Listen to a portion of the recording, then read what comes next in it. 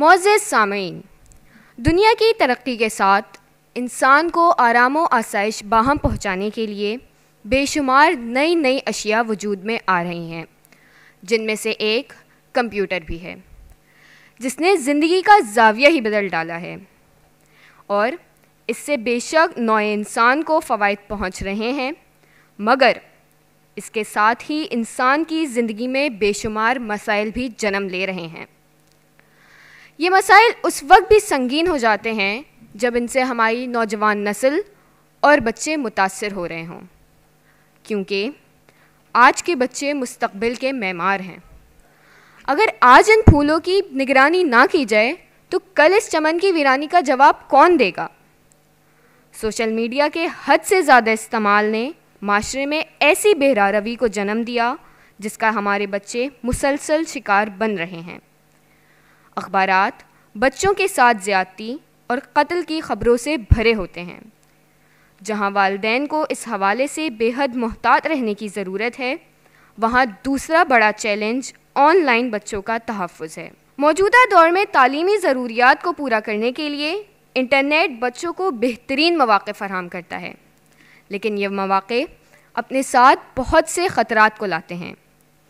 ہماری آج کی نونہال اسمبلی کا موضوع ہے نونہالوں کے لیے آن لائن تحفظ کے فروغ کی آگاہی۔ اسمبلی کے شرکاء اس بات پر روشنی ڈالیں گے کہ بچوں کو آن لائن کس قسم کے خطرات کا سامنا ہے اور ان سے بچاؤ کس طرح ممکن ہے۔ ایوان کی کارروائی کو آگے بڑھانے سے پہلے میں آج مہمانان گرامی کا تعارف کرواتی چلوں۔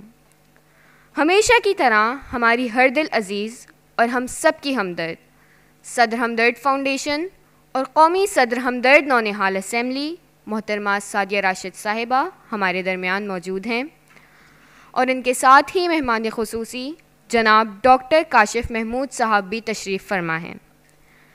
میں بحیثیت اسپیکر آپ کو خلوص دل سے خوش آمدید کہتی ہوں، اور اب میں صدر ہمدرد فاؤنڈیشن محترمہ سعدیہ راشد صاحبہ سے ایوان کی کارروائی شروع کرنے کی اجازت چاہوں گی۔ اس ایوان کی کارروائی کا باقاعدہ آغاز اللہ تعالیٰ کے بابرکت نام سے تلاوت قرآن مجید فرقان حمید کے لیے تشریف لا رہے ہیں مجتبیٰ عابد، جن کا تعلق دی گریس فل گرامر ہائی اسکول سے ہے۔ جگمگا اٹھی فضا نور خدا کا چمکا، جگمگا اٹھی فضا نور خدا کا چمکا، پڑھنے قرآن جب اطفال خوش الہان آئے۔ اعوذ باللہ من الشیطان الرجیم، بسم اللہ الرحمن الرحیم۔ الرحمن علم القرآن خلق الانسان علمہ البیان۔ الشمس والقمر بحسبان والنجم والشجر يسجدان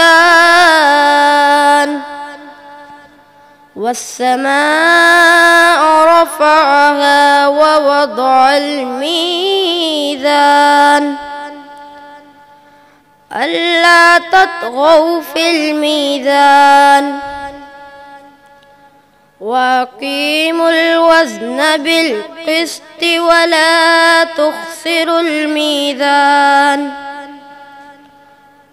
والأرض وضعها للأنام فيها فاكهة والنخل ذات الأكمام والحب ذو العصف والريحان فبأي آلاء ربكما تكذبان۔ صدق اللہ العظیم۔